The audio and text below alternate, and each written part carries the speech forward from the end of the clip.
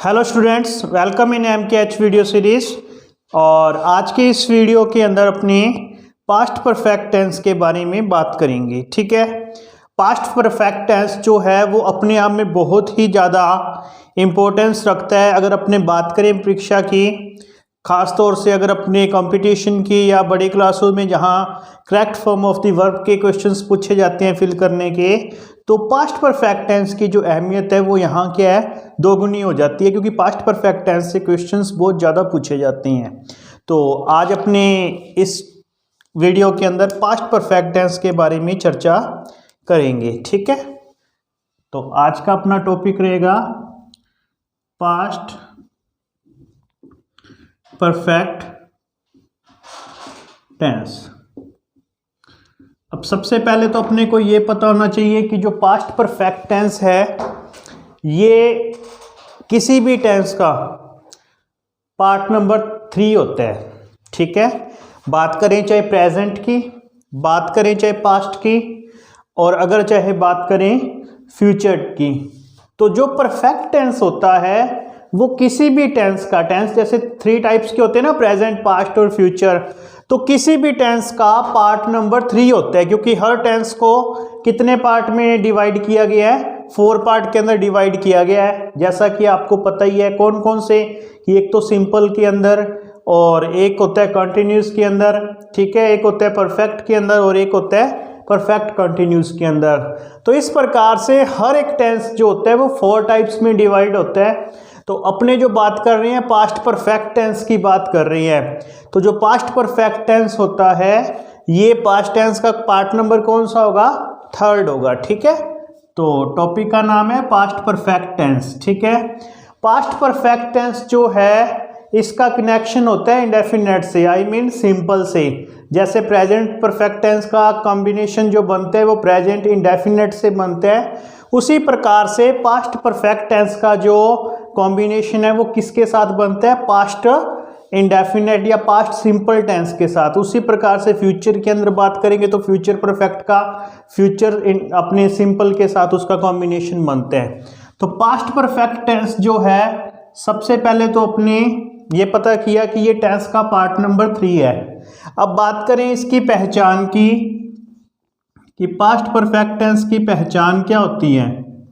What is the identification of past perfect tense. तो past perfect tense की क्या पहचान होती है, कि हिंदी के ऐसे वाक्य है, ऐसे सेंटेंसेस जिनके अंतिम शब्द क्या हो, चुका था, ठीक है, चुकी थी,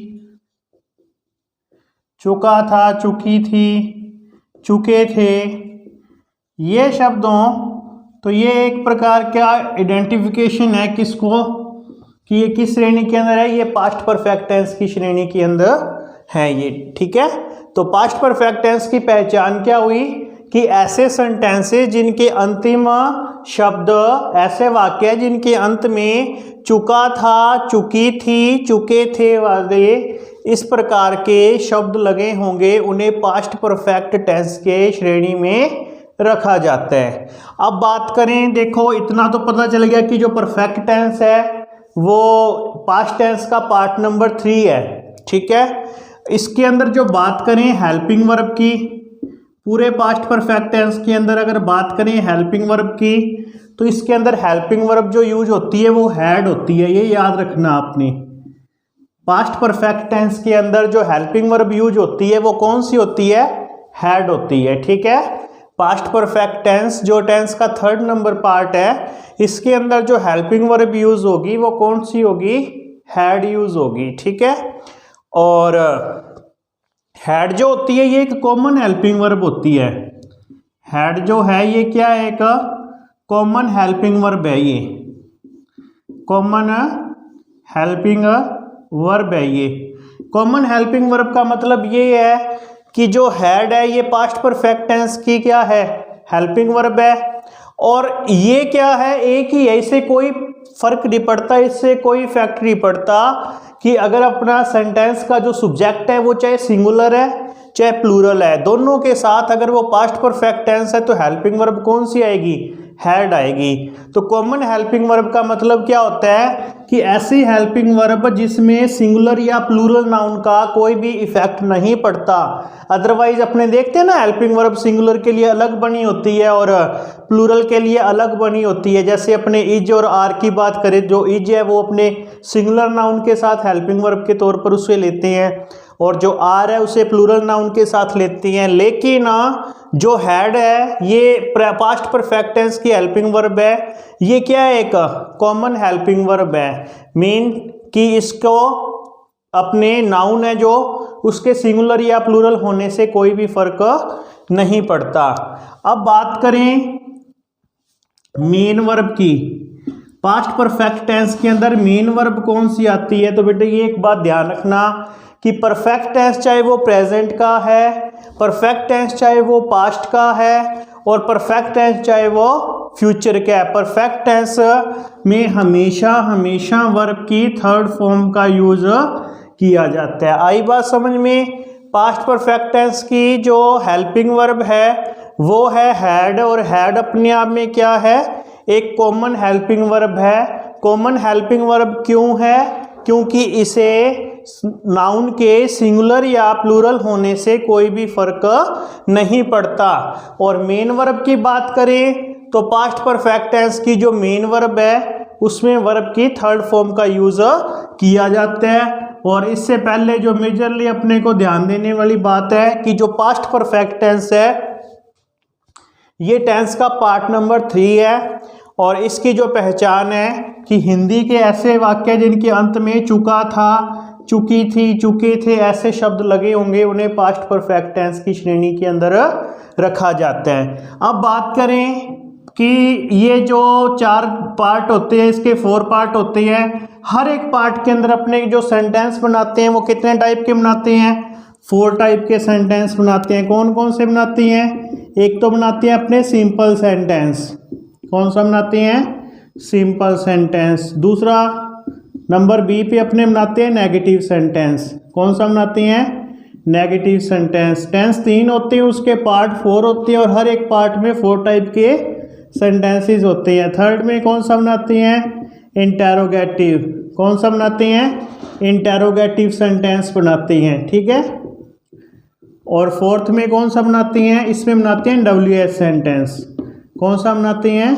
WH सेंटेंस। आई बात समझ में? अब ये जो पास्ट परफेक्ट टेंस है ये इसकी हेल्पिंग वर्ब होगी कौन सी? हैड।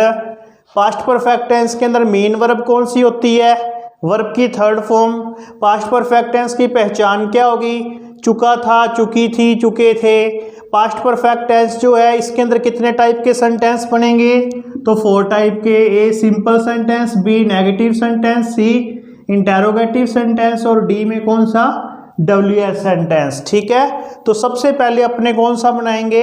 अपने बनाएंगे सिंपल सेंटेंस बनाएंगे। तो यहाँ मैं पास्ट परफेक्ट टेंस का सबसे पहले कौन सा सेंटेंस बनाऊंगा? सिंपल सेंटेंस बनाऊंगा। कौन सा बनाऊंगा? सिंपल सेंटेंस बनाऊंगा, ठीक है। अब सिंपल सेंटेंस के अंदर बात करें तो सबसे पहले सब्जेक्ट आएगा, सब्जेक्ट के साथ हैड आएगा, हैड के साथ वर्ब की थर्ड फॉर्म। ये हेल्पिंग वर्ब है, देखो हैड यहाँ लिखा था ना, तो हेल्पिंग वर्ब हैड। ये मेन वर्ब है, मेन वर्ब कौन सी आएगी? Third form. परफेक्ट टेंस चाहे वो प्रेजेंट का है, परफेक्ट टेंस चाहे वो पास्ट का है और परफेक्ट टेंस चाहे वो फ्यूचर का है। परफेक्ट टेंस में हमेशा वर्ब की थर्ड फॉर्म का यूज किया जाता है। तो subject plus had plus verb की थर्ड फॉर्म प्लस ऑब्जेक्ट, ये इसका क्या आएगा? फॉर्मूला होगा, ठीक है। Sorry, subject plus had plus verb की थर्ड फॉर्म प्लस ऑब्जेक्ट, ये किसका फॉर्मूला है? ये पास्ट परफेक्ट टेंस के सिंपल सेंटेंस का फॉर्मूला है और ये पहचान अपने पहले ऑलरेडी कर चुके हैं। अब इसका अपने वाक्य लेते हैं, एक एग्जांपल लेते हैं, जैसे राम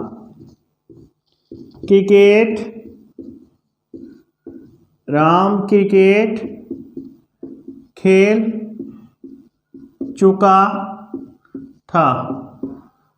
अब देखो ये चुका था, अपने ये पहचान थी ना इसकी, तो ये यहाँ से पता चल गया कि ये कौन सा टेंस है, ये पास्ट परफेक्ट टेंस है, क्योंकि पास्ट परफेक्ट टेंस के अंतिम शब्द क्या होते हैं, चुका था, चुके थे, चुकी थी, इस प्रकार के होते हैं। तो इसके अंत में चुका था लिखा है, तो इसका मतलब ये कौन सा है, पास्ट परफेक्ट टेंस है। ठीक है, इसके अंदर ये राम क्या है, राम क्या, ये सब्जेक्ट है, क्रिकेट क्या है, ये ऑब्जेक्ट है। ठीक है, खेल ये क्या है, इसके अंदर वर्ब है। ठीक है, और चुका था ये आइडेंटिफिकेशन है इसकी।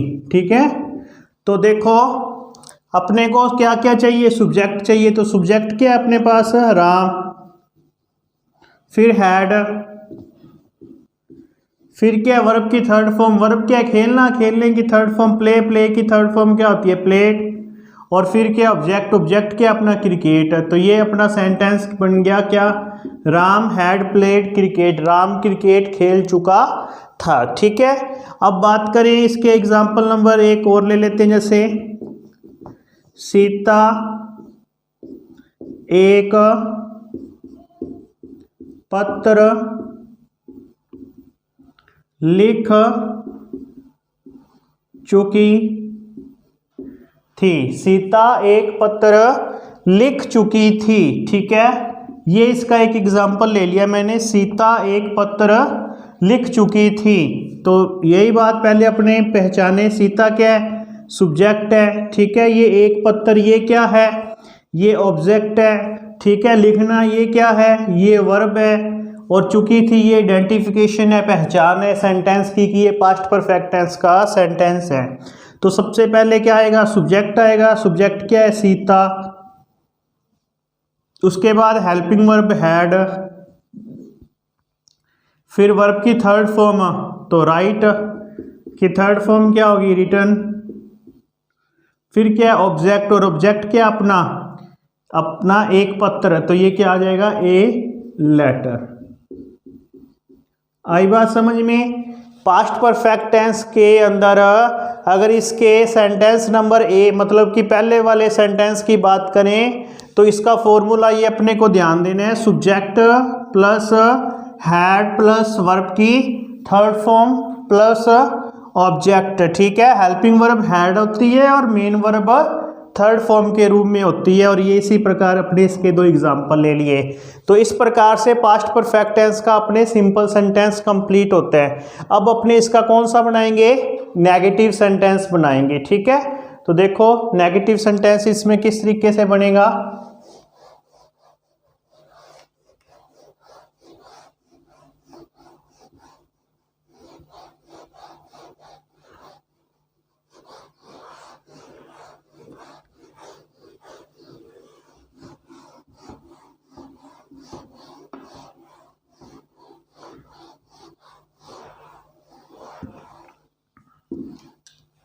नेगेटिव सेंटेंस की बात करें अपने।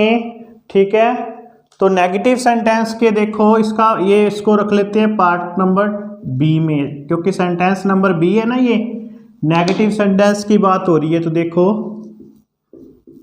नेगेटिव सेंटेंस, नेगेटिव सेंटेंस के फॉर्मूले की बात करें तो सबसे पहले इसमें सब्जेक्ट आएगा, सब्जेक्ट के बाद हैड आएगा, हैड के बाद नोट आएगा, नोट के बाद वर्ब की थर्ड फॉर्म आएगी, और फिर उसके बाद ऑब्जेक्ट आएगा। ठीक है, बस कितनी सिंपल सी बात है कि जो सिंपल था उसमें नोट नहीं था, और जो नेगेटिव है उसमें नोट है, और नोट को एडजस्ट कहाँ पे किया है, वर्ब से पहले किया है। कई बार बच्चे को इतना तो पता होता है कि हाँ ये नेगेटिव है इसमें नोट आएगा, लेकिन वो यहाँ गड़बड़ कर देता है, वर्ब पहले लिख देता है और नोट बाद में। ऐसा नहीं होता।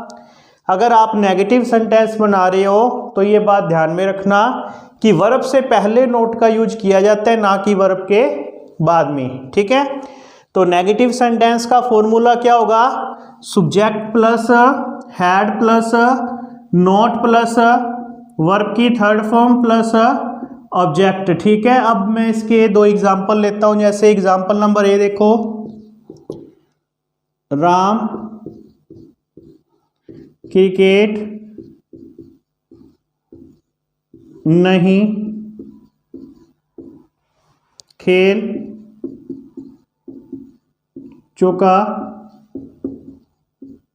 था।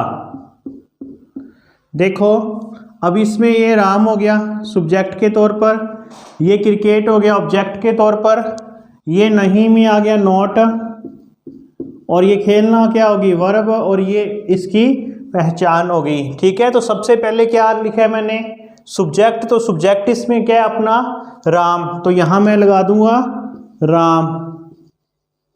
उसके बाद हैड, हैड तो देखो कॉमन हेल्पिंग वर्ब है, इसमें आपको पहले बता चुका हूं कि इसमें कोई इफेक्ट नहीं पड़ता, चाहे आपका जो केस है वो सिंगुलर है नाउन और चाहे आपकी नाउन क्या है प्लूरल है, इसमें कोई फर्क नहीं पड़ता। तो राम हैड। उसके बाद नोट, तो नोट लगा दो आप। उसके बाद वर्ब की थर्ड फॉर्म, वर्ब क्या अपनी खेलना, तो यहाँ पे प्लेड आ जाएगा, क्योंकि प्लेड जो है वो प्ले खेलने की थर्ड फॉर्म होती है, ये V3 है। उसके बाद क्या है ऑब्जेक्ट है, ऑब्जेक्ट क्या अपना क्रिकेट, तो यहाँ क्या आ जाएगा क्रिकेट आ जाएगा। तो सेंटेंस क्या बना अपना Ram had not played cricket, क्या बना Ram had not played cricket. ठीक है, और अगर अपने स्ट्रक्चर बनाए तो देखो सबसे पहले सब्जेक्ट, फिर हैड, फिर नॉट, फिर वर्ब और फिर ऑब्जेक्ट। ठीक है, देखो जो आपका स्ट्रक्चर और जो आपका एग्जाम्पल मैच करेगा वो इंग्लिश टू इंग्लिश करेगा।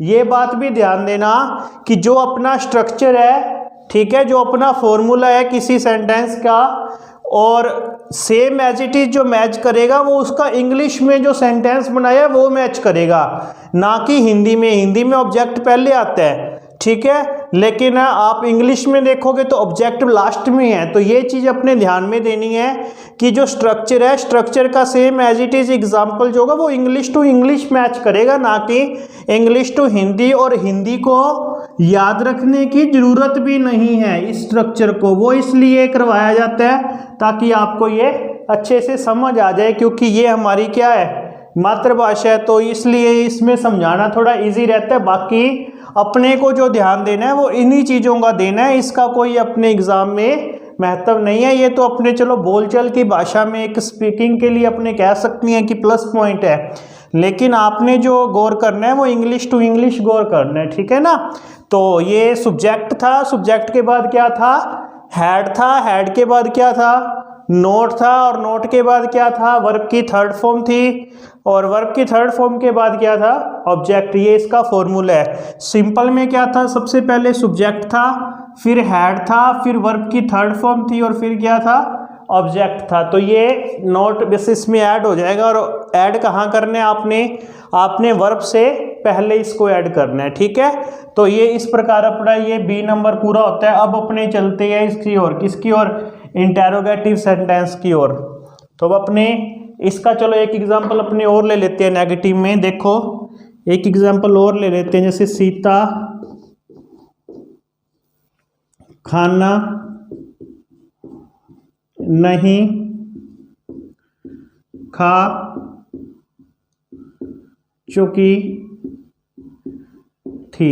अब इसमें सीता देखो सब्जेक्ट है, खाना क्या हो गया ये ऑब्जेक्ट हो गया, ये नहीं नोट हो गया, खाना ये खा ना, और ये खाना देखो एक तो क्या खाना और एक ये उसको खाना, और ये वर्ब के तौर पे हो गया, और ये आइडेंटिफिकेशन होगी इसकी। तो इसका सेंटेंस क्या बनेगा सीता हैड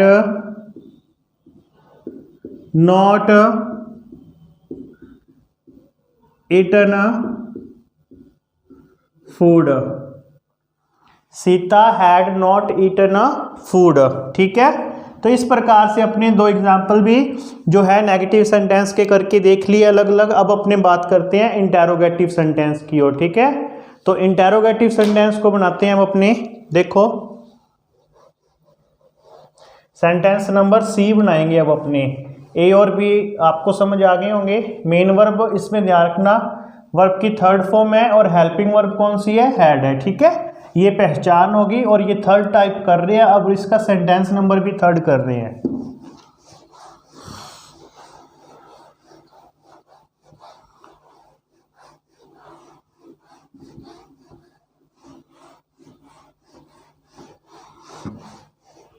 देखो सेंटेंस नंबर सी देखो, interrogative sentence, interrogative sentence. Interrogative बोले तो इसे क्या कहते हैं? प्रश्नात्मक वाक्य। क्या बोलते हैं? इसे बोलते हैं प्रश्नात्मक वाक्य। ठीक है, इंटेरोगेटिव में पहले हेल्पिंग वर्ब आती है। ठीक है, तो सबसे पहले इसके फॉर्मूले की बात करें तो हैड आएगा, उसके बाद क्या आएगा? सब्जेक्ट आएगा, फिर क्या आएगी? वर्ब की थर्ड फॉर्म आएगी, फिर क्या आएगा? ऑब्जेक्ट आएगा, और लास्ट में क्या आएगा? क्वेश्चन मार्क आएगा। ठीक है, इंटेरोगेटिव का जो फॉर्मूला है उसमें सबसे पहले क्या आएगा? हैड आएगा, उसके बाद क्या आएगा? सब्जेक्ट आएगा, सब्जेक्ट के बाद क्या आएगी? वर्ब की थर्ड फॉर्म आएगी, और उसके बाद क्या आएगा? ऑब्जेक्ट आएगा, और ऑब्जेक्ट के बाद क्या आएगा? क्वेश्चन मार्क आएगा। ठीक है, इसका एग्जांपल लेते हैं, जैसे क्या राम क्रिकेट खेल चुका था? Question mark. तो सबसे पहले क्या आएगा? हैड। तो इसमें तो कोई फर्क ही नहीं है कि सब्जेक्ट सिंगुलर है या प्लूरल है, क्योंकि हैड है। ये जो क्या है? कॉमन हेल्पिंग वर्ब है, तो ये हैड का हैड ही रहेगा, हैड। उसके बाद सब्जेक्ट, सब्जेक्ट क्या है? राम है, तो मैं यहां लगा दूंगा राम। फिर वर्ब की थर्ड फॉर्म खेलना, तो यहां क्या आ जाएगा? प्ले। और उसके बाद ऑब्जेक्ट क्या है? क्रिकेट। ओके, और फिर लास्ट में क्या है? Question mark. तो क्या सेंटेंस बनेगा? Had Ram played cricket. Formula क्या था? सबसे पहले हैड था, उसके बाद सब्जेक्ट था, उसके बाद वर्ब की थर्ड फॉर्म थी, फिर ऑब्जेक्ट था, और फिर लास्ट में क्या था? Question mark. क्या राम क्रिकेट खेल चुका था? Had Ram played cricket. आई बात समझ में? ये कौन सा सेंटेंस था? Sentence number C. किसका?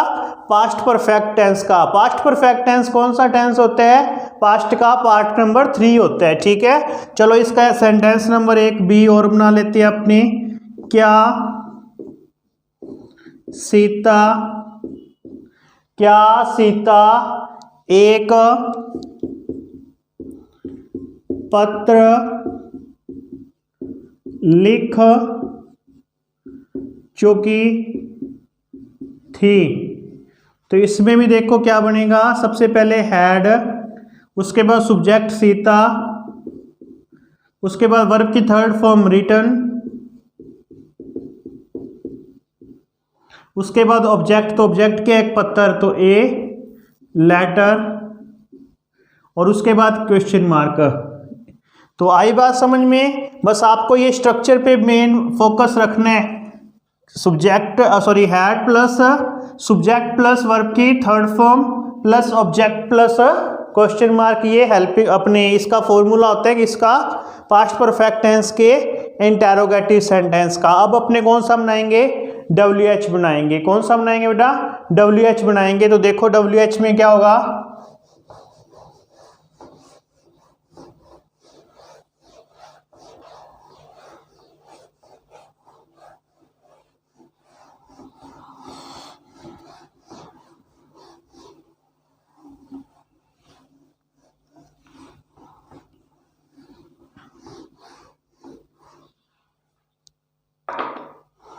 देखो WH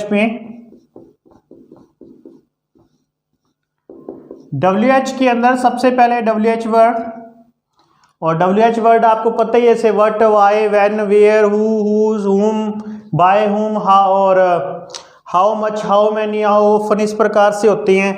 तो सबसे पहले WH वर्ड के अंदर क्या आएगा? WH वर्ड ही आएगा। WH वर्ड के बाद हेल्पिंग वर्ब आएगी हैड। ठीक है, उसके बाद क्या आएगा? सब्जेक्ट आएगा, सब्जेक्ट के बाद क्या आएगी? वर्ब की थर्ड फॉर्म आएगी, ऑब्जेक्ट की जरूरत होगी तो यहाँ लगेगा, अदरवाइज यहाँ पे क्या आ जाएगा? क्वेश्चन मार्क आ जाएगा। तो ये फॉर्मूला होता है WH word plus had plus subject plus verb की third form plus question mark. इसका सेंटेंस देखो क्या बनेगा? राम क्या खेल चुका था। ठीक है, तो देखो सबसे पहले WH वर्ड। अब WH वर्ड के लिए कौन सा शब्द आया है? क्या। तो क्या के लिए कौन सा WH वर्ड होता है? वट। उसके बाद हैड, उसके बाद सब्जेक्ट क्या अपना राम, उसके बाद क्या है वर्ब की थर्ड फॉर्म खेलना, तो प्लेड। आई बात समझ में? तो सेंटेंस क्या बन गया? व्हाट हैड राम प्लेड, और लास्ट में क्या आ गया? क्वेश्चन मार्क आ गया। बात समझ में आई? WH वर्ड के अंदर जो है फॉर्मूला इसमें क्या रहता है? सबसे पहले WH वर्ड, फिर उसके बाद हैड, फिर उसके बाद सब्जेक्ट, उसके बाद वर्ब की थर्ड फॉर्म, और लास्ट में क्या आता है? क्वेश्चन मार्क आता है। ठीक है, WH वर्ड, उसके बाद हैड, हैड के बाद सब्जेक्ट, सब्जेक्ट के बाद वर्ब की थर्ड फॉर्म, और लास्ट में क्या आता है? क्वेश्चन मार्क आता है। चलो इसका एक सेंटेंस और बनाते हैं हमने। देखो जैसे सीता क्या खा चौकी थी, और ये लगा दिया मैंने क्वेश्चन मार्क। तो ये यहां पर भी क्या है? ठीक है, तो क्या के लिए कौन सा WH word? What. Helping verb कौन सी? हैड। सब्जेक्ट क्या है? सीता। वर्ब की थर्ड फॉर्म ईट की क्या हो जाएगी? ईटन। और उसके बाद क्या है? Question mark. तो ये क्वेश्चन मार्क हो गया। समझ में आई क्या बात? इस प्रकार ये पास्ट परफेक्ट टेंस के सिंपल, नेगेटिव, इंटेरोगेटिव और WH वर्ड के अपने अलग अलग स्ट्रक्चर विद एग्जांपल, और वो भी दो दो एग्जांपल लेके कर लिए। तो ये आपको पता चला। चलो ठीक है, एक बार अपने इसकी प्रैक्टिस कर लेते हैं, सिर्फ ओनली स्ट्रक्चर की इनके सामने लिख देते हैं ताकि अपने को अच्छे से याद हो जाए, और फिर अपने आगे बढ़ेंगे। ठीक है, देखो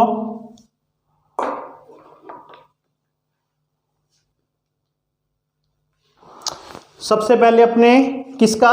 सिंपल का बनाया था। तो सिंपल में क्या बनाया था? Subject plus had plus verb की third form plus object. Negative में क्या बनाया था? Subject plus had plus not plus verb की third form plus object. Interrogative में क्या बनाया था? Had plus subject plus verb की third form plus object plus question mark. और WH में अभी अपने जस्ट क्या बनाया है? WH word plus had plus subject plus verb की third form plus question mark. तो ये 4 के 4 फॉर्मूलाज आपको जो है वो टिप्स पे होने चाहिए।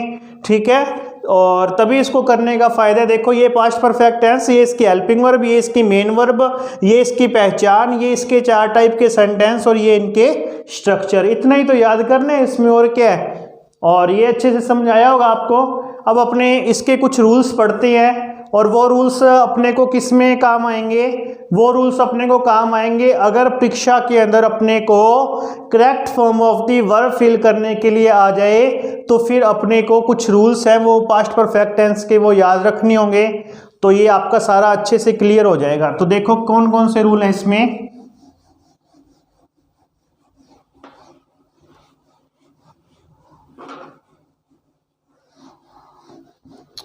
तो कुछ रूल्स लिखवा रहा हूं मैं आपको।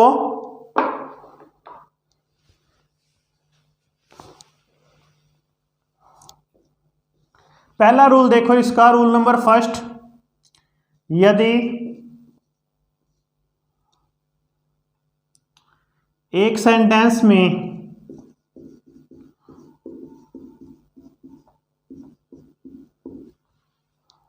एक फैक्ट, यदि एक सेंटेंस में एक फैक्ट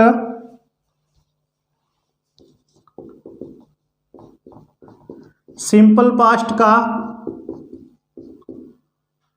ऑलरेडी दिया हुआ है, ऑलरेडी दिया हुआ है। अगर ये लाइंस नहीं भी समझ आती तो इसको एक और तरीके से देखो, दिया हुआ है तो उसमें पहले हुई एक्टिविटी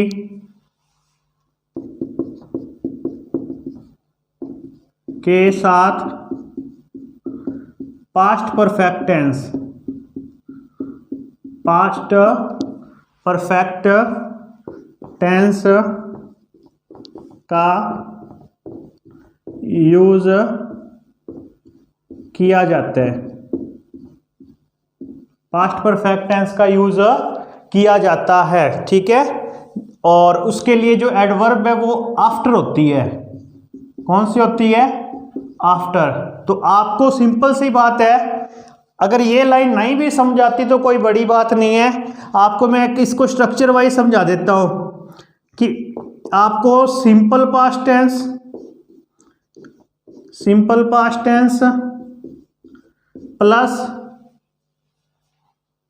आफ्टर दिया हो, ये इस चीज को फोकस करना है आपने। सिंपल पास्ट टेंस दिया और सिंपल पास्ट टेंस के जस्ट बाद क्या दिया हो? आफ्टर दिया हो, तो उसके बाद जो टेंस यूज होगा वो कौन सा होगा? पास्ट परफेक्ट टेंस यूज होगा। ध्यान से समझ लेना बेटा, यही चीजें काम की है। तो बस थोड़ा सा आपने ये चीज ध्यान देनी है कि आफ्टर के बाद, अगर आफ्टर से पहले सिंपल पास्ट टेंस दिया हुआ है ना, तो आफ्टर के बाद कौन सा टेंस यूज होगा? पास्ट परफेक्ट टेंस यूज होगा। जैसे देखो, मैं एक सेंटेंस बनाता हूं, he went out after the rain had stopped. अब देखो, ही वेंट आउट, ये क्या था? वेंट सेकंड फॉर्म है, मतलब कि ये सिंपल पास्ट टेंस था। उसके बाद आफ्टर, ये आफ्टर आ गया। उसके बाद अपने ये देखो, द रेन हैड स्टॉप्ड, ये कौन सा टेंस है? ये पास्ट परफेक्ट टेंस है। तो ध्यान रहे कि अगर सेंटेंस में आफ्टर दिया हुआ है और आफ्टर से पहले क्या है? सिंपल पास्ट टेंस का यूज हुआ है, तो आफ्टर के बाद किसका यूज होगा? पास्ट परफेक्ट टेंस का यूज होगा। तो ये क्लियर है अपना, ठीक है। इसमें कोई कॉम्प्लिकेटेड सा काम नहीं है, बस आपने ये ध्यान देना है कि आफ्टर से पहले अगर सिंपल पास्ट टेंस है तो आफ्टर के बाद कौन से टेंस का यूज करोगे आप? पास्ट परफेक्ट टेंस का यूज करोगे, ठीक है। तो अब अपने रूल नंबर 2 देखते हैं, इसमें पास्ट परफेक्ट के कैसे सेंटेंस पूछे जाते हैं।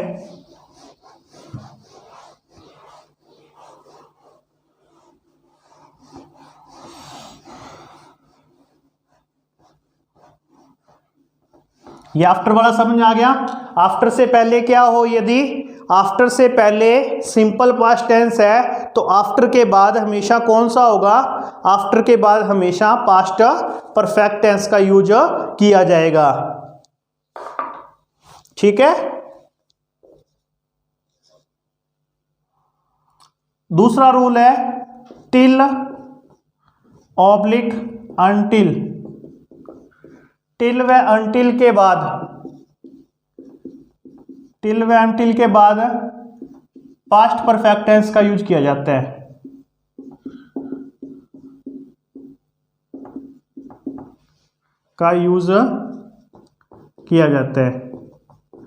ये वर्ड आप दो याद रखना, टिल व अनटिल, ठीक है। इससे पहले यदि सिंपल पास्ट टेंस है तो टिल और अनटिल के बाद क्या होगा? पास्ट परफेक्ट टेंस होगा। लिख लो, स्ट्रक्चर लिख लो, सिंपल पास्ट प्लस टिल या अनटिल, ठीक है, प्लस जो बनेगा वो क्या बनेगा? पास्ट परफेक्ट टेंस बनेगा। जैसे he did not complete work until I had asked him to do it। अब देखो, he did not complete, अब did plus not plus complete, तो मतलब कि ये सिंपल पास्ट टेंस है। ठीक है। उसके बाद टिल या अनटिल, तो ये देखो अनटिल आ गया। उसके बाद पास्ट परफेक्ट, तो ये पास्ट परफेक्ट है ना, आई के साथ हैड और हैड के साथ वर्ब की थर्ड फॉर्म। तो याद रहे ना क्या कि यदि सिंपल पास्ट के बाद टिल या अनटिल दिया है और उसके बाद क्या है पास्ट परफेक्ट टेंस जो है वो यूज होगा। ठीक है, तो ये दो टाइप के जो रूल्स हैं ये आप ध्यान रखना। अब अपनी तीसरे प्रकार का जो इसका रूल है वो देखते हैं।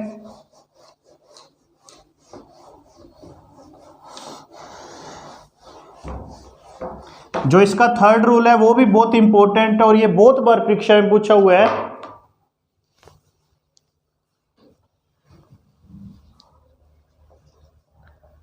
Conditional sentence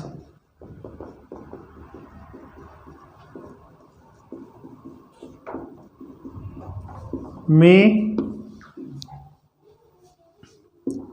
if plus simple past, if plus simple past या सिंपल प्रेजेंट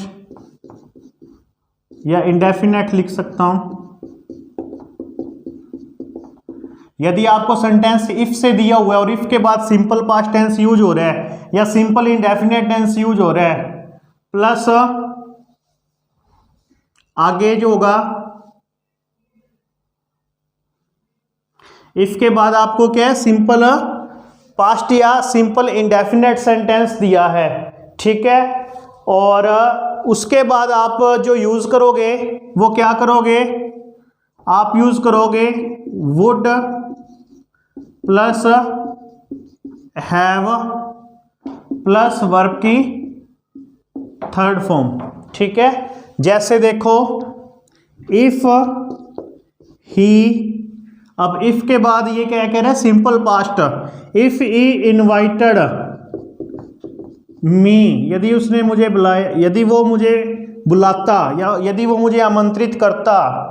ठीक है, तो सिंपल पास्ट टेंस हो गया, प्लस क्या है वुड सिंपल, अगर अपने इफ के साथ सिंपल पास्ट टेंस दिया है तो उसके बाद वुड, ठीक है, प्लस है प्लस वर्ब की थर्ड फॉर्म का यूज किया जाता है। तो if he invited me I would, या इसकी जगह आप शुड भी लगा सकते हो, आपके पास ऑप्शन रहते हैं, दोनों में से कोई भी चूज कर सकते हो। तो मैंने यहाँ वुड लगा दिया, I would have attended the party.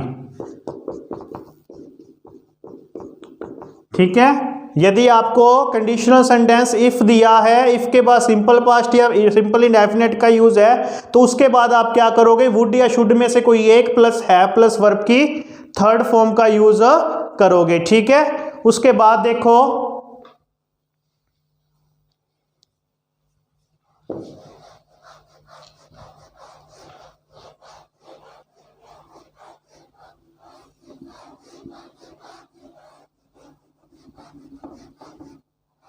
उसके बाद देखो अपने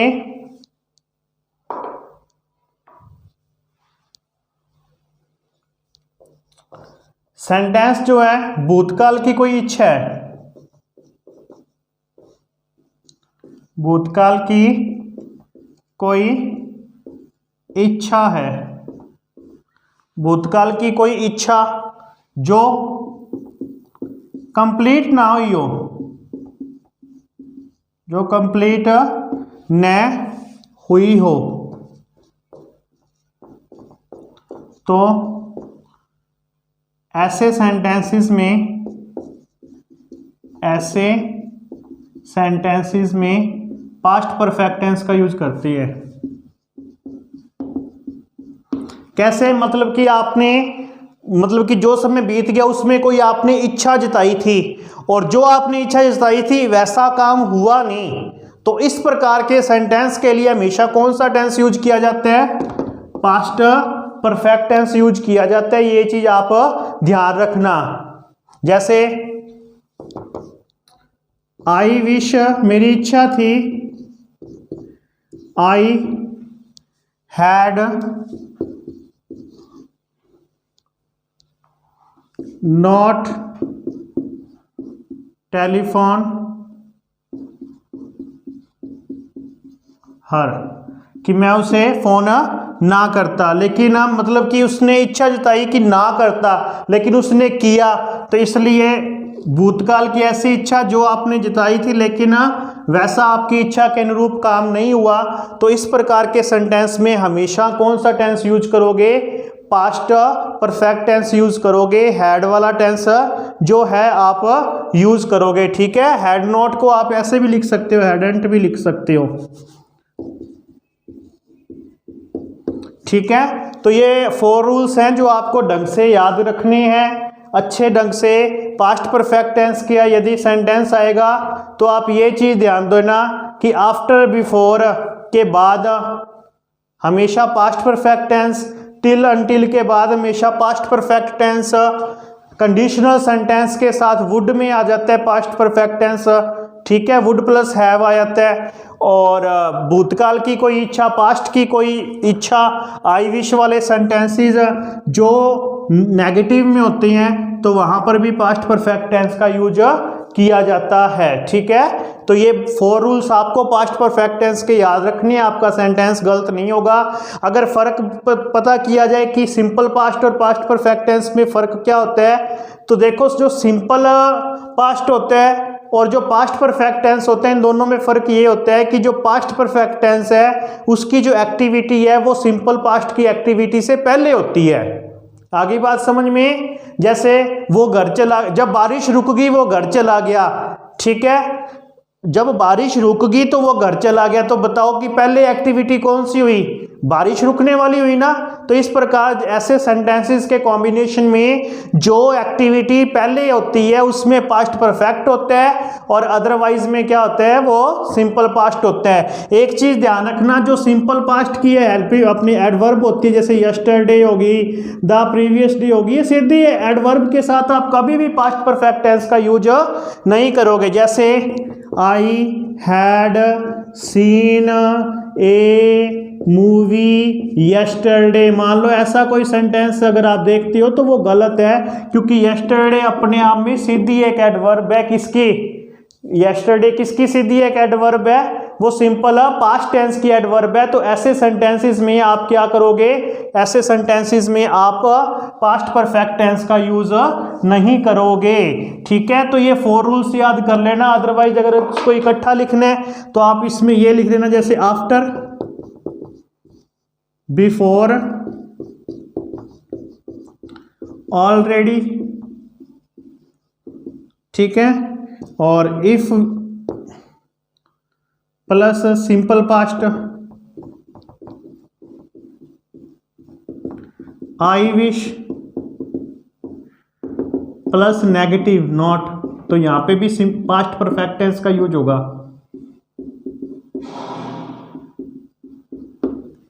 ठीक है, एगो बिफोर, सॉरी आफ्टर बिफोर, और एक ये टिल और अनटिल। तो ये इसको आप एडवर्ब के तौर पर अपने मान सकते हो, और इसके चारों रूल्स भी अपने यहाँ कर दिए। इसके अलावा पास्ट परफेक्ट टेंस की कोई भी ऐसी चीज़ नहीं है जो पास्ट परफेक्ट टेंस से अपने को एग्जाम की दृष्टि से पूछी जा सकती है और अपने ना की हो। ठीक है, तो पास्ट परफेक्ट टेंस पहचान, helping verb, main verb, rules, structure और इसके 4 रूल्स, और ये 4 रूल्स को इकट्ठा अपने एक एडवर्ब के तौर पर लिख लिया। तो पास्ट परफेक्ट टेंस में इससे ज़्यादा कुछ नहीं पूछा जाता, इतना इनफ है, याद कर लोगे इतना तो आपका पास्ट परफेक्ट से रिलेटेड कोई भी क्वेश्चन गलत नहीं होगा, ऐसा मेरा मानना है। तो पास्ट परफेक्ट टेंस के अंदर इतना ही, और उम्मीद करता हूँ कि ये आपको समझ आया होगा अच्छे से। और इसी प्रकार के नेक्स्ट वीडियोस में कुछ नए ग्रामर के टॉपिक्स अपने उस पर डिस्कशंस करेंगे, तो बने रहिए हमारे साथ। मिलते हैं एक नए वीडियो में एक नए टॉपिक के साथ। Thank you.